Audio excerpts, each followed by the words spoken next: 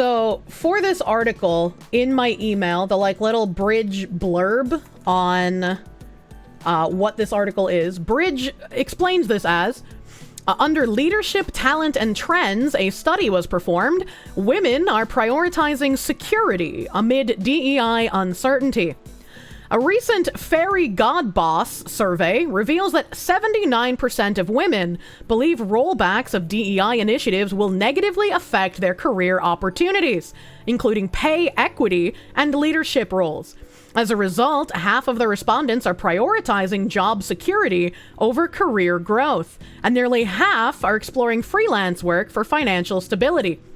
This just reads to me like there's 79% of women who feel like they are unable to do their position, and so they are in danger of having being fired because they're not actually capable of doing their work. That is what this says to me. And this article, DEI rollbacks are affecting women's behavior at work and career plans, survey finds. Half of women said they're being cautious about changing jobs, prioritizing security over career growth, and seeking employers with DEI commitments. Recent rollbacks to company diversity, equity, and inclusion initiatives appear to be affecting women, including their career plans and subsequent job behavior, according to a Women in the Workplace survey from Fairy God Boss. I hate this name. I hate having to say Fairy God Boss out loud and having to admit that this is a real thing that does something somewhere. What a hella weird name. In a survey of more than 400 women, 79% said they believe recent news about companies and the federal government removing DEI programs will negatively affect opportunities for women. If by negatively affect opportunities for women, you mean less women will get into positions based on the fact that they are a woman, then yes, you are correct. You should not be given a job because you are a woman. You should be given a job because you're capable of doing the job. Specifically, women said the rollbacks will influence pay equity, which also is a weird thing, and salary transparency, 89%, protections against bias and harassment, 84%, and leadership opportunities, 83%. When these people think that, like, not being able to put pronouns in the fucking signature area of their email constitutes, like, harassment, I don't think these people know what harassment is. Mahorseman. Yeah, it's very weird.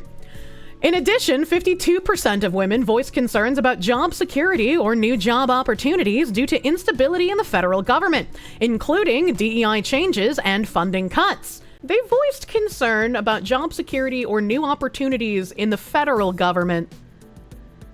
Remember how we read a story recently about how all of these federal government cuts are affecting certain demographics, but when Trump and Doge are cutting things, they're showing how they're cutting things that are completely unnecessary or a waste of money? That's very interesting that 52% of women feel like this is gonna have an impact. Half of women also said anxiety about the current changes have influenced their own career plans, such as being cautious about changing jobs, prioritizing job security over their career growth, and seeking employers with DEI commitments. Nearly half of women said they're considering freelance or gig work for additional financial security. Around 2 in 5 are expanding their job search by location or industry and feeling pressure to accept lower pay or lesser benefits. Oh, you're having to accept a job that might actually fit your qualifications instead of getting a higher position based on the fact that you have a vagina? Oh, I'm so sad. About a third of women said they're pursuing additional education or certifications as a backup plan. Some women said the current political or economic climate has also affected their behavior at work, such as avoiding discussions about DEI or sensitive topics, networking in case of possible job changes, working longer hours to show commitment, and taking less paid time off and going into the office more often. So because of the DEI rollbacks, women are actually forced to pretend they care about their job like the demoralized men do. DEI cuts have made women work more hours and take less paid time off. So it just made them better employees, is what I'm hearing. They mean being men. Yeah, this whole paragraph is just like, women are forced to act like men do at work. How terrible. I thought you wanted equality, ladies. Oh no, women have to actually do their jobs now. How sad! Why would you be worried if you're working for a private company, especially if you're qualified and get the job through merit? I know, this whole thing is just really fucking silly. Women still face COVID-driven disparities at work, according to a report from the Institute for Women's Policy Research. Flexible work options, childcare support, and skills training could help, the report found. It is the year of our Lord 2025. I don't want to hear any fucking COVID-driven disparities at work in current year. There's just shut the fuck up. Shut the fuck up, dude. Sounds like 72% of women know they aren't qualified but want them anyways. Yeah, that's exactly what it sounds like. Amid DEI shifts, only 1 in 3 women say they feel empowered to perform at their best at work, according to a Hi Bob report. Mentorship seems to be lacking, the report found, with fewer than 10% of women saying they have a formal mentor at work. There was an article that came out years ago. I don't remember how many years ago because time is an enigma.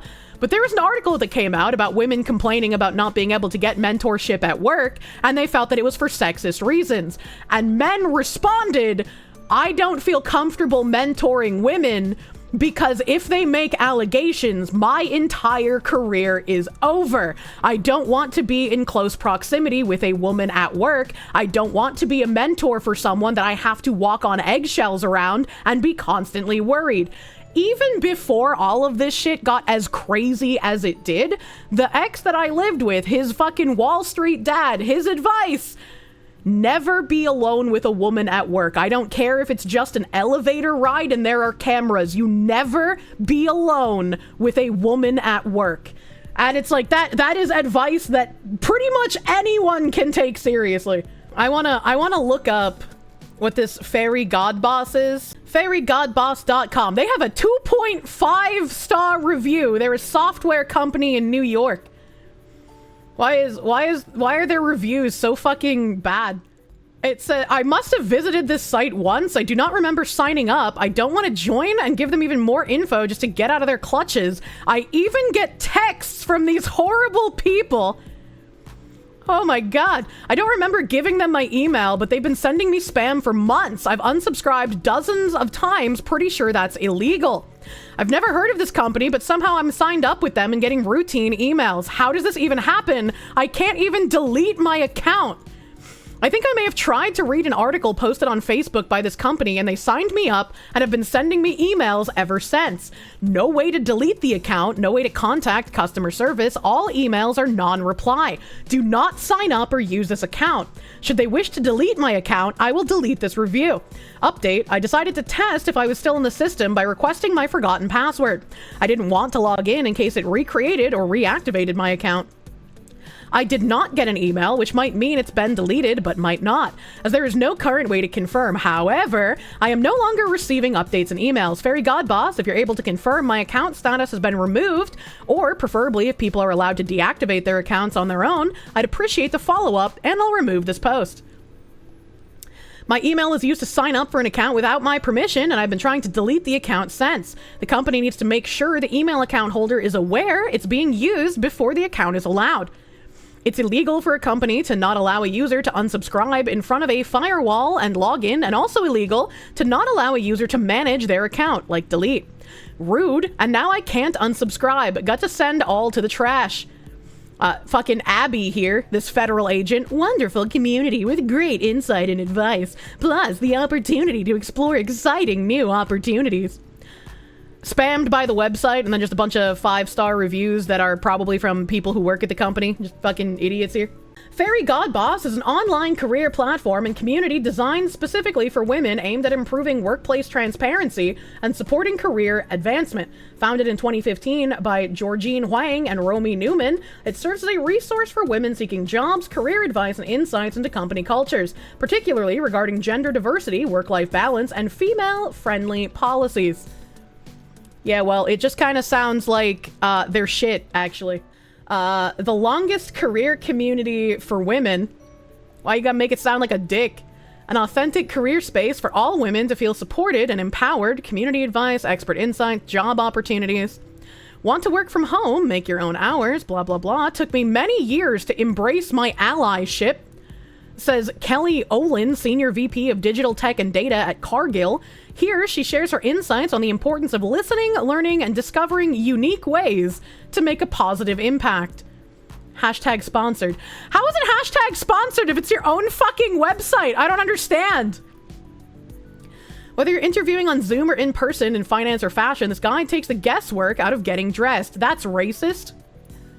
We're trained to lead in challenging environments in the military, shares Rosa M. Alvarez, senior analyst at Altria News. Here, she shares how her military skills shaped her success after service and her advice for veterans looking for jobs.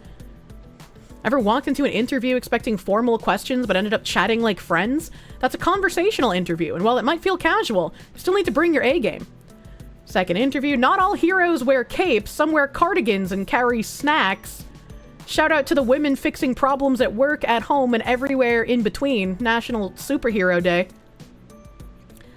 What the fuck? What is happening, man? Just graduated, wondering where to start. I got more job stuff here. Like, at least every single one of their tweets has to do with their website. With more people working past traditional retirement age, a change of career at 50 can mean another 15 to 20 years doing something you truly enjoy. What a horrific sentiment. How about you just change your entire career trajectory at 50 because you can no longer retire early? So this is their website. Fairy God Boss, achieve your career goals. Join the largest online career community for women. Find new jobs, stay informed. Anonymous. Get advice, explore popular topics, find your next job opportunity. 4.8 out of 5 rating in overall job satisfaction. 4.4 out of 5 rating for supportive managers. 89% of reviewers say men and women are treated equally. 91% of reviewers say the CEO supports gender diversity. Work at the best companies for women, anonymously reviewed. You got Power, Elastic, DTCC, Paraveda, UKG, Hanover Insurance, Squarespace. Get insights, you're invited. Muse x Fairy God Boss Summit on May 6th. Startup Columbus Happy Hour. Hear from powerful women. Got Johnson & Johnson, CEO of The Crew. I don't know what that is. Financial advisor for Edward Jones. I don't know what that is. What our members are saying. I got my job at Wells Fargo through Fairy God Boss. Someone, Anita Kandekar, senior technology leader in software engineering at Wells Fargo. What is the Muse? Find work that's worth it. AI-powered career advice with Maya from the Muse. Ask Maya anything you need to get ahead in your career, from what can I do with an English degree to how can I get better at networking. Can I use this for free? Ask anything about career advice. Chat, I'm a woman who needs career advice. What kind of advice do I ask for? How can I feel safe at work? Feeling safe at work is crucial for both your physical and mental well-being. Here are some steps you can take to enhance your sense of safety. Recognize unsafe conditions. It's vital to be aware. Know your rights. OSHA standards. Report hazards. Seek proper training. Handle psychological hazards. Address any work-related fears and anxiety by reframing your mindset towards stress as excitement. Handling rejection positively. This is just normal. I gotta phrase this better. How can I know if a company is committed to DEI? Question mark. Determining if a company is truly committed to diversity, equity, and inclusion involves looking at various aspects of their practices and culture. Here are some strategies to consider. Research the company's DEI policies. Look for public statements or documents relating to the company's DEI policies. Companies that are genuinely committed often have clear, accessible policies and goals related to DEI. Check for employee resource groups, or ERGs. Companies like Atlassian have ERGs for different communities, which serve as platforms for support and allyship. Observe their hiring goals. Companies committed to DEI often set and publish clear goals for increasing the representation of underrepresented groups, as highlighted by Atlassian's attempt to increase hiring rates for women, Black, and Latinx employees. Evaluate diversity in leadership. Look at the company's leadership team. A diverse leadership may indicate a commitment to supporting diversity throughout the organization. Consider their partnership and community efforts. Companies like Atlassian invest in partnerships with organizations that support historically marginalized groups to diversify the industry further. Review DEI initiatives in practice. Look for examples of how the company integrates DEI into its business practices and culture. What the hell is this spicy cat raid? Such as inclusivity training or accountability measures within the company's strategies. Ask during your interview. If you're interviewing with the company, don't hesitate to ask them about their DEI efforts. You might inquire about how they handle biases in hiring processes or how they support a sense of belonging within their teams. These approaches can help paint a more comprehensive picture of a company's true commitment to DEI beyond the surface level statement. I wonder, I am an African American woman and I want to attend my employer's employee resource group. However, they have stated that now anyone, including allies, may join.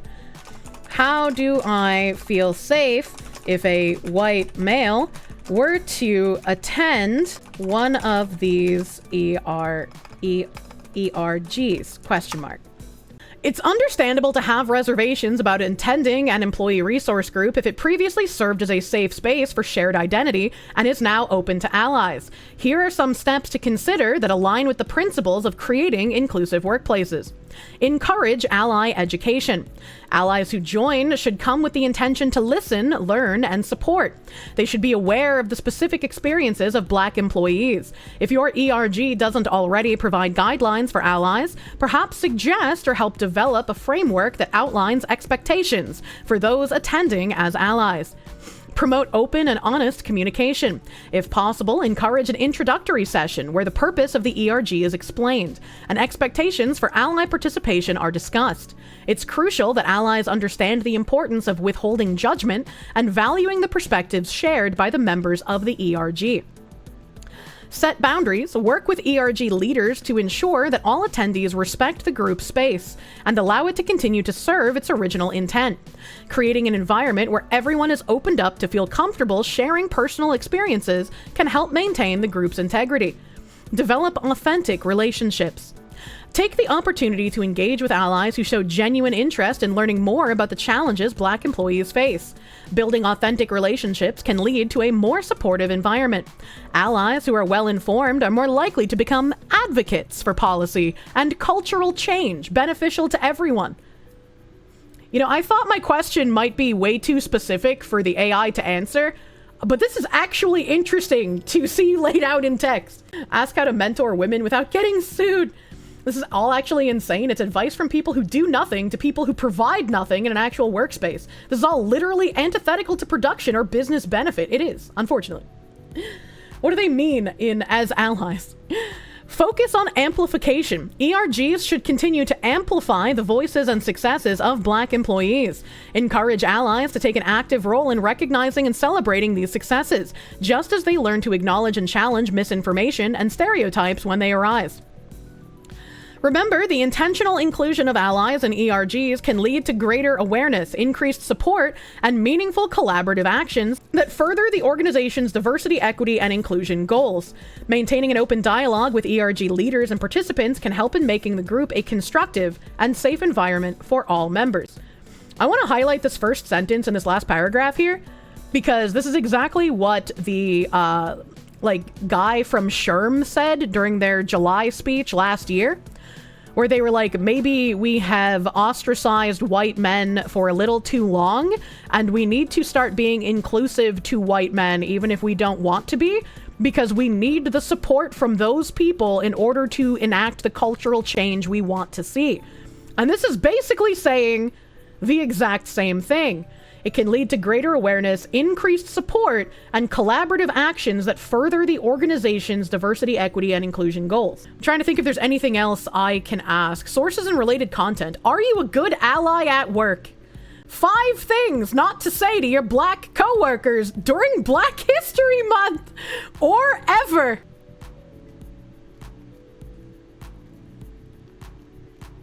What's the point of Black History Month?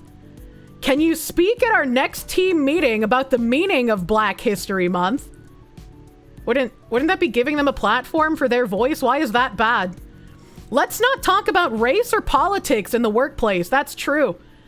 That's true. You know, it's not politics if it's the right politics after all.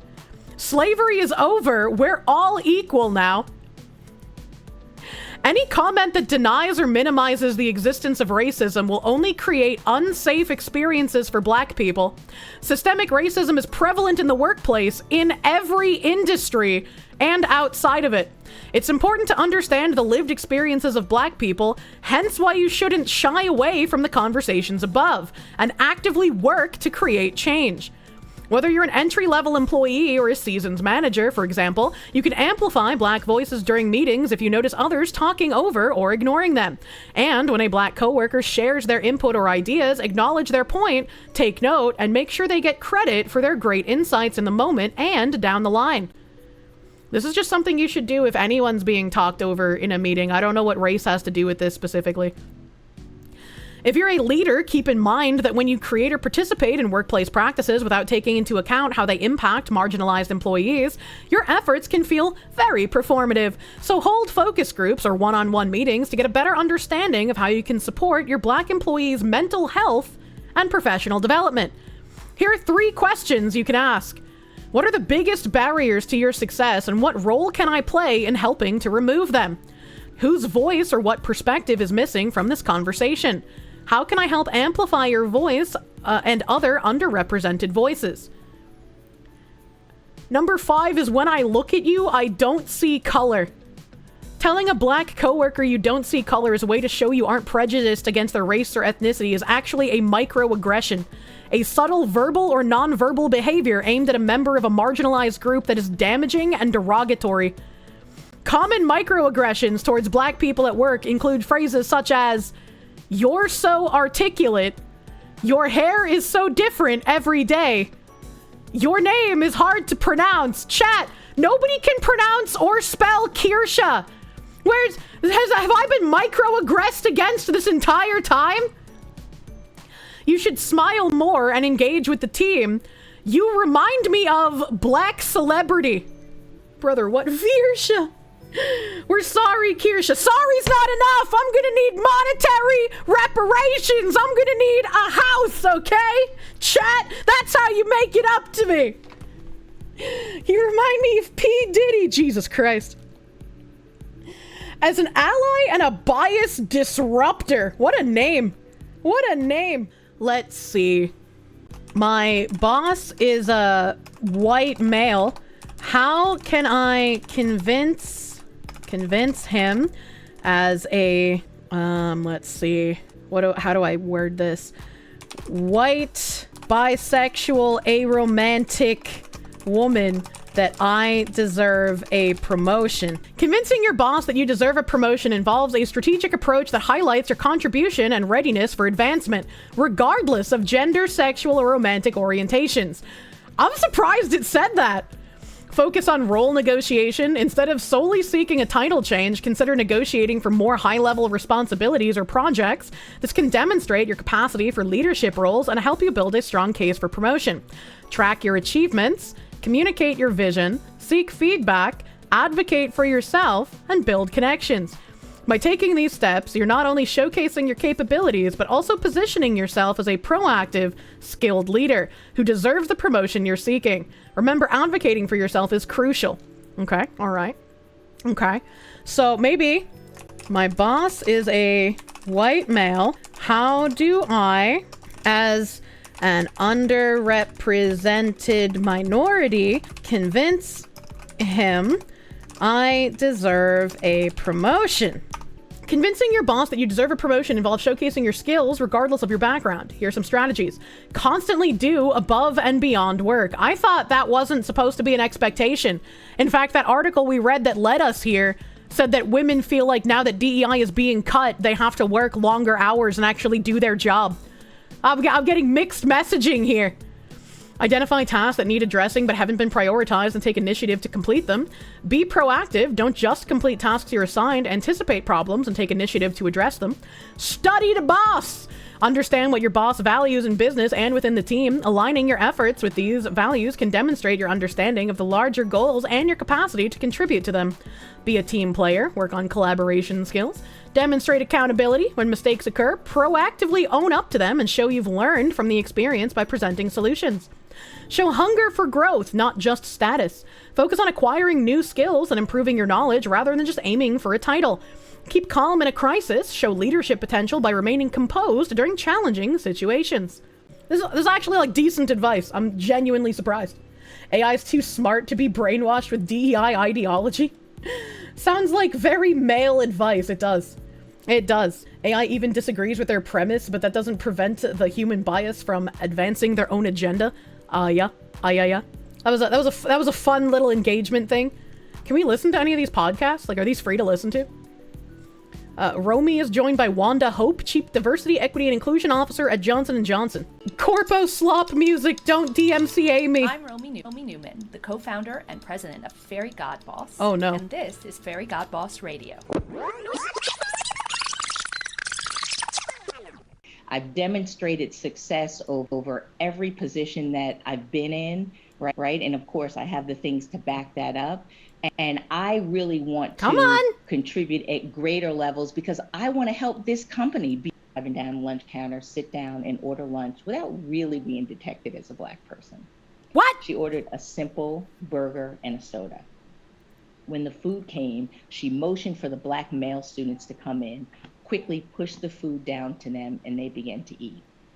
Now, Romy, as you can imagine, chaos ensued. The white customers in that five and dime became enraged. The sheriff officers were called and arrived quickly. Oh, the fucking, I need to rewind a bit. What the fuck is going on? And as they dragged those, and just simply enjoying college life. But Romy, these students had a higher calling. These students had a greater purpose. You see, these students were actively involved in the civil rights movement of the 1960s. Okay. Now, my mother, Tilly Bing Bryant, was one of those students. And that afternoon, she went to the Crest Five and Dime store to participate in a lunch counter sit-in.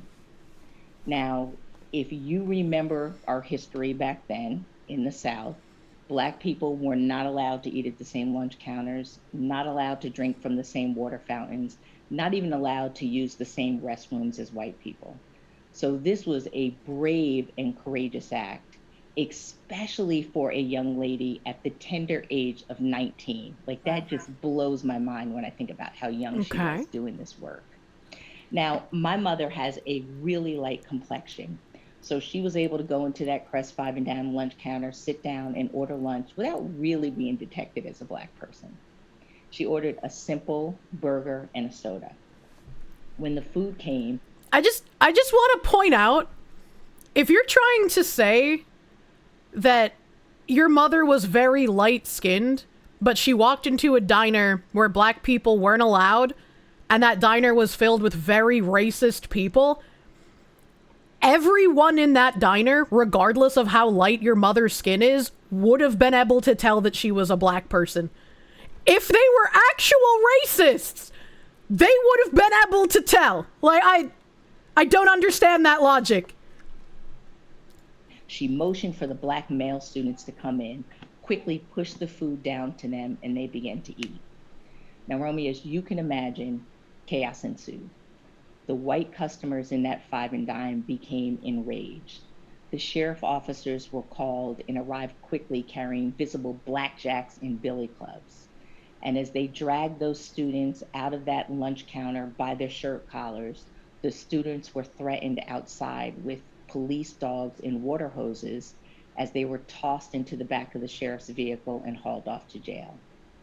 Now, that was one of the many times that my mom was jailed during the civil rights movement.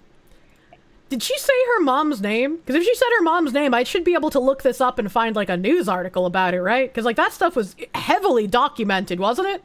There's a letter here. Mommy, I know you told me not to get in jail, but I don't mind being in jail as long as I know one day when I have children of my own, they will have privilege and can do the things that are fighting, or that we are fighting so hard for today. I know it's a lot and a hard struggle, but as long as we keep figuring and praying to God, maybe one day we'll have all the rights and privileges that are due to us. Like, if this actually happened, yeah, like, her mom is brave, like, unironically. Tilly Bing Bryant was one of those students. Okay. Tilly Bing Bryant. Tilly Bing Bryant wanted to change the world in the 1960s while she was a student at Morris College, a historical black college in Sumter, South Carolina. She bravely protested for civil rights at a lunch counter sit-in. During the civil rights movement, she was arrested several times, but it never deterred her from fighting for equality. This is the story of her activism, bravery, and legacy. Impressive. I'm so used to these people lying that I was like, I can't tell if this is a real story or not. Says, Tilly Mae Bing Bryant was born July 6th to Missouri and Henry Bing in Estill, South Carolina. She graduated from Estill Training School early at the age of 16. She attended Morris College in Sumter, South Carolina, where she earned her degree in education. At Morris College, she met her husband, Robert Lewis Bryant. Tilly and Robert enjoyed 52 years together before his death. She worked for the Somerset County Prosecutor's Office as a clerk of the grand jury and a paralegal for more than 25 years. In the past, she worked for the RCA, where she was a member of a team assembling equipment that helped to send the first man to the moon. That's also pretty fucking cool. With her husband, she owned Bobby B's Best in Barbecue restaurant in Somerville, New Jersey. Tilly lived a life of purpose and courage, and in the 1960s, she was a critical member of the civil rights movement. She marched with Dr. Martin Luther King Jr., strategized with a young congressman, John Lewis, participated in a lunch counter sit-in, and was jailed many times. During one jail stay, she wrote her story on a now famous roll of jailhouse toilet paper. When asked recently why she put her life on the line during the civil rights movement, she said, "I wanted my children and future generations of all races and backgrounds to have freedom and a better life." This roll of toilet paper is being donated to the Smithsonian National Museum of African American History and Culture to help preserve the history of the U.S. civil rights movement. Throughout her life, Tilly was dedicated to helping others. She often could be found participating in philanthropic activities such as Toys for Tots. Hey, I know what that is. The March of Dimes and Hands Across America. She was a founding member of the Keturah chapter number 63 in the Eastern Stars of Somerville, New Jersey, and the chapter's first worthy matron. Tilly was the family historian and became an expert genealogist. Using census and church records and visiting cemeteries, she was able to trace her family's roots back more than 10 generations to the early 1700s. She was thrilled when her research was validated by professional genealogists from the TV show Finding Your Roots. Tilly enjoyed traveling, especially taking cruises, traveling with Robert and family and friends. She visited 6 continents, numerous countries, and took more than 80 cruises during her adventures. That's a lot of fucking cruises, man! If you could not find Tilly, you knew to look in the casino. Oh no. She loved playing slot machines and attending casino shows and performances. Tilly was an artist, creating memorable paintings and drawings, and she also loved crafting. You frequently found her doing needlepoint, making unique dolls, or bedazzling something with a glue gun and sequins. She recently won an award at the Somerset County Senior Citizens Art Show for a doll exhibit entitled Dancing Ladies. She was an avid gardener and always had a yard full of fresh vegetables, beautiful flowers, and plants. Along with Robert, Tilly loved to entertain and have cookouts, especially their annual fish fry. Their home was always open to everyone. Tilly was a loving wife, mother, grandmother, and friend. She is predeceased by her husband, Robert Bryant, her parents, Henry and Missouri Bing, and her brother, Robert Bing. She leaves to cherish her memory 3 children, Wanda Hope, Robert Jr., and Nicole Warner. 4 grandchildren, Justin, Tyler, William, Kayla, Warner, siblings, blah, blah, blah, blah, blah. I don't need to read off her entire family tree. But that's neat.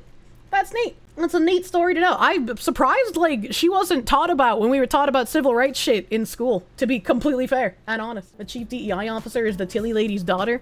That's kind of weird that your mom would advocate for, like, equality and then you start peddling in DEI. It sounds like a person that was pushed to stage things. Sad that their daughter's now a part of the DEI. It is. It's kind of real unfortunate. Why judges blocked the Trump admin's school DEI crackdown. 3 federal judges in Maryland, New Hampshire, and Washington, D.C. ruled Thursday that the Trump administration had overstepped when it ordered the nation's schools to stop all diversity, equity, and inclusion programs, as well as classroom teaching the administration might consider discriminatory. For the moment, this means the U.S. Department of Education cannot make good on its threat to punish non-compliant districts by withholding vital federal funding, including dollars that help K-12 schools serve low-income students and children with disabilities. U.S. District Judge Landia McCafferty, an Obama appointee in New Hampshire, began her opinion by noting the importance of safeguarding academic freedom in the U.S. and of exposing students to a multitude of viewpoints. In this case, the court reviews action by the executive branch that threatens to erode these foundational principles, McCafferty wrote. U.S. District Judge Stephanie Gallagher, a Trump appointee in Maryland, wrote, "This court is constitutionally required to closely scrutinize whether the government went about creating and implementing policies in the manner the law requires. The government did not," she found. Gallagher issued a temporary stay preventing the Trump administration from enforcing its threat against schools, while McCafferty blocked enforcement in any school that employs a teacher from one of the groups that brought the New Hampshire suit, including the National Education Association, the nation's largest teachers union. The Education Department did not respond to an NPR request for comment. The three opinions in three separate cases raise similar concerns and suggest the Trump admin has work to do to convince the courts its anti-DEI efforts are legal. The administration does not even define what a DEI program is. McCafferty in New Hampshire faulted the Trump administration for its vagueness. In her decision, McCafferty criticized a February 14th Dear Colleague letter from the U.S. Department of Education. The letter argues that schools, in the name of DEI, have toxically indoctrinated students with the false premise that the United States is built upon systemic and structural racism and advanced discriminatory policies. But McCafferty wrote, the letter does not even define what a DEI program is. This is what the issue is, right? Is because Marxists play word games when they do these things. And so nailing down what they're doing by a strict definition is not going to get anything done or make any progress on the damage they're trying to do. So you have to try and play along with their word games, but then that allows these people to be like, well, you didn't strictly define what the DEI program is, so legally we can't do anything and we have to keep letting them do what they've been doing. This vagueness was a common theme among the rulings. Although the challenged documents place a particular emphasis on certain DEI practices, they fail to provide an actionable definition of what constitutes DEI or a DEI practice, wrote U.S. District Judge Dabney L. Friedrich in Washington, D.C. Friedrich is also a Trump appointee. I feel like they didn't fail to provide a definition of what DEI or DEI practices are. I think they did that quite well, considering the circumstances. In that case, brought by the NAACP, Friedrich agreed to a preliminary injunction.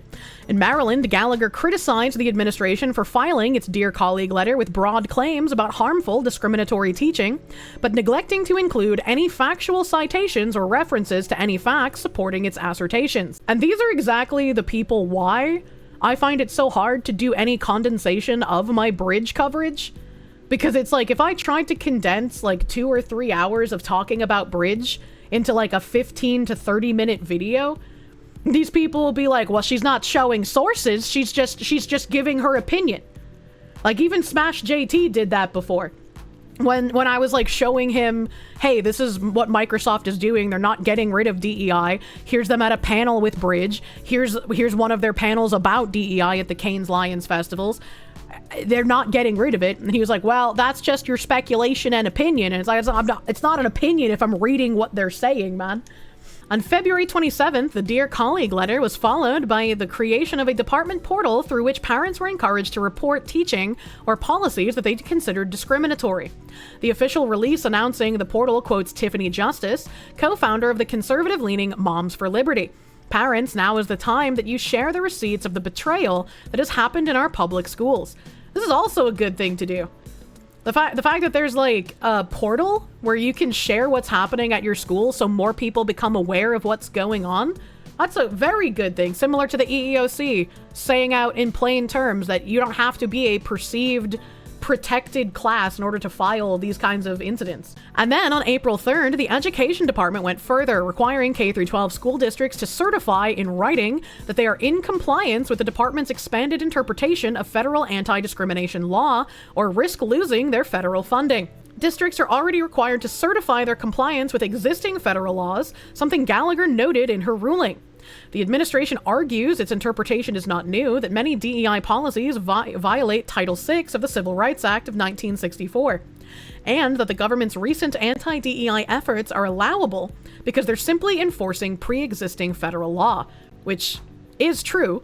Gallagher in Maryland found that argument unpersuasive. If the Dear Colleague letter said nothing new, Gallagher wrote, then why does it link to a new reporting portal specifically looking for instances of divisive ideologies and indoctrination, when there has always been a portal for anyone to report race discrimination or racially hostile environments? Because, again, the EEOC had to lay out in plain text that their discrimination reporting wasn't just for people who are perceived underrepresented classes. It's for everyone, because there's no such thing as reverse racism. It's all just racism. And in this case, they're basically asking to report instances of Marxist indoctrination, which is a bit different than just basic discrimination. The lack of clarity will sow fear and doubt among teachers. Tying a consequence so severe, the loss of federal funding, to a new and ill-defined set of policies and behaviors could have a chilling effect on schools, McCafferty warned. As an example, she imagined an elementary school teacher could seek to establish a class culture of equitable and inclusive treatment by asking her students to sign a collective pledge to follow the Golden Rule for the entire school year. It is more than arguable that such a practice would come within the ocean-wide definition of DEI set forth above. I have, absolutely no idea what she's talking about. The federal government's letter was trying to prevent this scenario that she laid out. So I don't know how she's saying that if the federal government continued to require this, then the thing they're trying to prevent would actually start happening. I don't understand this sentence. And also, this is where I struggled before, and I talked to you guys about, how are you supposed to fight Marxist infiltration when they play with word games? And legally, it's very difficult to play the same word games that they do. And so if you have these judges that are going to let them continue playing word games, what are you supposed to do? What is your recourse? How do you fix this if the people playing word games know how to go around and find loopholes in the law that you can't attack them with? You surgically dissect their argument and lay out the truth, shut them down continuously? I mean, even if you do that, right? I've been in that loop for ages. It doesn't matter how many times I get taken out of context and I show, hey, this is what I was referencing or this is what I was talking about. People still repeat it as if it is fact, and more retards believe it every time it's repeated. The more times a lie is repeated and the more people who give it credence, the more that lie seems to become the truth to some people. Or how should the nation's history teachers approach America's fraught racial past, given the department's contention that talk of systemic and structural racism has toxically indoctrinated students? So she's on the anti-racism side, is what I'm hearing here, because anti-racism is not being not racist. McCafferty noted the story of one NEA member middle school history teacher in New Hampshire, discussing the enactment of the Civil Rights Act of 1866 and the 14th and 15th Amendments, the Jim Crow South, the founding of the KKK, and the Tulsa Race Massacre, necessarily entails discussions of race and how race and perceptions toward different racial groups has shaped American history. McCafferty wrote, but this teacher now fears being accused of engaging in discrimination for doing no more than teaching historical facts.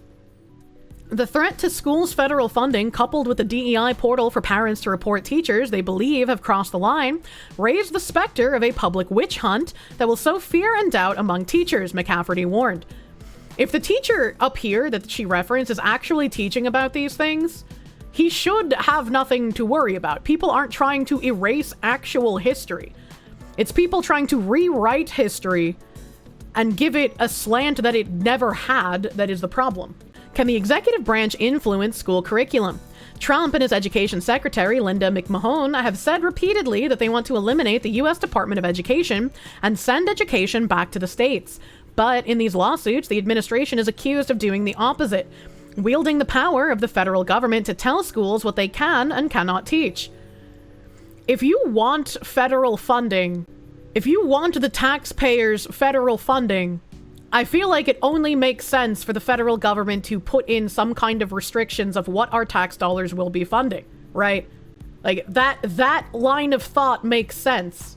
Two of Thursday's rulings note that the federal law expressly prohibits the U.S. Department of Education from exercising any direction, supervision, or control over the curriculum, program of instruction, administration, or personnel of any educational institution, school, or school system.